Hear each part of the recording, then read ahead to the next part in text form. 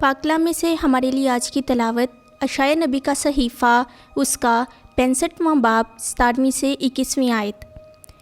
क्योंकि देख, मैं नए आसमान और नई ज़मीन को पैदा करूँगा, तो पहली चीज़ों का ज़िक्र ना किया जाएगा और ना वो दिल में आएंगी, बल्कि तुम खुश होगे और उन चीज़ों के बारे में अब तक शादमानी करोगे जो मैं पैदा करूँगा।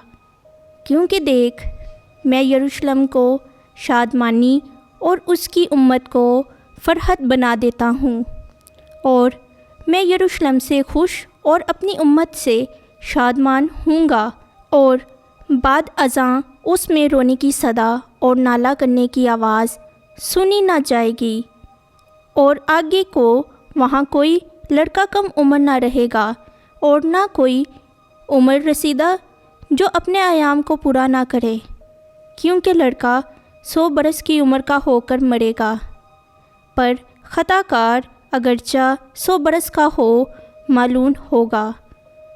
और वो घर बनाएंगे और उनमें बसेंगे और ताकिस्तान लगाएंगे और उनका फल खाएंगे। आमीन। पाकलाम के पढ़े और सुने जाने पे खुदा की बरकत हो। खुदा का शुक्र हो।